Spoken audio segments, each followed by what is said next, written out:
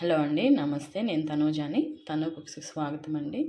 ఈరోజు మన తను కుక్స్లో ఉల్లిపాయ ఎగ్ కర్రీ ఎలా చేసుకోవాలో చూసుకుందామండి. ఉడకబెట్టిన ఎగ్స్ తోటి దానికి కావాల్సిన పదార్థాలు ఈజీగా చేసుకోవచ్చండి. ఉల్లిపాయలు ఒక 4 అండి, మీడియం సైజ్వి. 2 పచ్చిమిర్చి అండి, 3 గుడ్లు అండి, తర్వాత ఒక కరివేపాకు, లాస్ట్లో చల్లుకోవడానికి కొత్తిమీర కర్రీ అయిపోయిన తర్వాత ఇందులోకి పోపు దినుసులండి.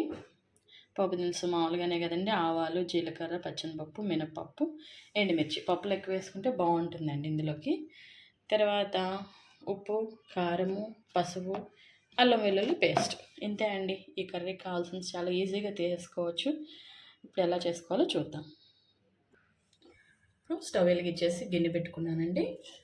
ఇందులోకి ఒక ఫుల్ స్పూన్ అండ్ ఇంకో హాఫ్ స్పూన్ ఆయిల్ వేస్తున్నానండి. ఇది హీట్ ఎక్కనిద్దాము. ఇప్పుడు ఇది హీట్ ఎక్కిందండి. ఇందులోకి మనం పోపు దినుసులు వేసేసుకున్నామండి. ఇప్పుడు ఇది వేగనిద్దాం కొంచెం.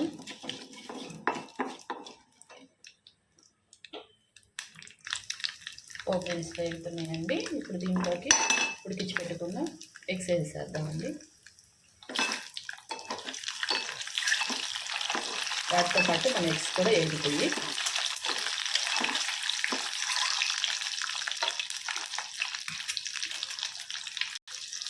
ఇందులోకి పసుపు వేసుకున్నామండి. అల్లం వెల్లుల్లి పేస్ట్ వేసుకున్నామండి. ఒక పావు స్పూన్ పసుపు, ఒక పావు స్పూన్ అల్లం వెల్లుల్లి పావు స్పూన్ ఇది నీళ్ళలో వేసేసుకున్నామండి.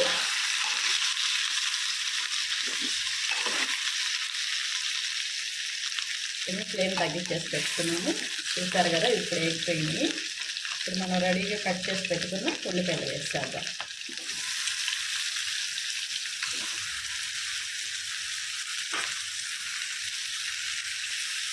ఇప్పుడు ఉల్లిపాయలు వేసాం కదండి. సిమ్లో వీటిని మగ్గనిచ్చేద్దాం. ఇందులోనే ఉప్పు కూడా వేసేసుకున్నాము ఇప్పుడే, ఎందుకంటే వాటర్ వస్తుంది ఉల్లిపాయ మగ్గడానికి బాగుంటుంది.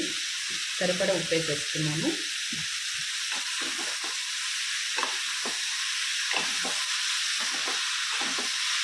ఇప్పుడు మూత పెట్టేసుకున్నామండి.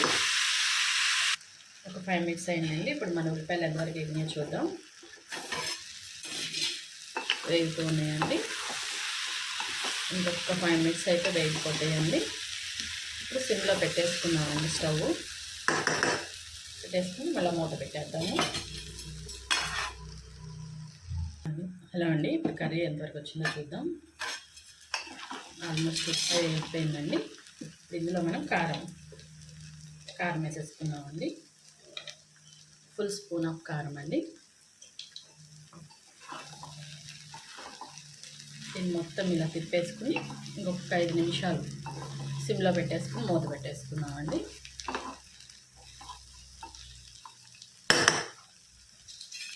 మళ్ళీ మూత పెట్టేసుకున్నాం. ఇలా అండి. ఇప్పుడు మన కర్రీ ఎంతవరకు వచ్చిందో చూద్దాం. వేగిపోయిందండి. ఇంకా దీన్ని ఇంకెక్కువ కదపొద్దండి. మనం అన్నంలో వేసుకునేటప్పుడే కలుపుకున్నాము. చక్కగా మగ్గిపోయింది. ఇప్పుడు దీని మీద కట్ చేసి పెట్టుకుని కొత్తిమీర వేసేద్దామండి. ఇంతే అండి, సింపుల్గా. ఏమి కూరగాయలు లేనప్పుడు ఇలా సింపుల్గా చేసుకోండి. ఇది బ్యాచిలర్స్ కూడా ఈజీగా చేసేసుకోవచ్చు అండి. చిన్నపిల్లలు ఎవరైనా చేసేయచ్చండి. కూర చాలా టేస్టీగా ఉంటుంది. అంతే అండి, సింపుల్గా అయిపోయింది ఎగ్ ఉల్లిపాయ curry. Thank you for watching అండి. నచ్చితే కనుక ఒక లైక్ చేయండి, చిన్న కామెంట్ కూడా చేయండి అండి. ప్లీజ్ సబ్స్క్రైబ్ చేసుకోండి. థ్యాంక్ యూ ఫర్ వాచింగ్ అండి.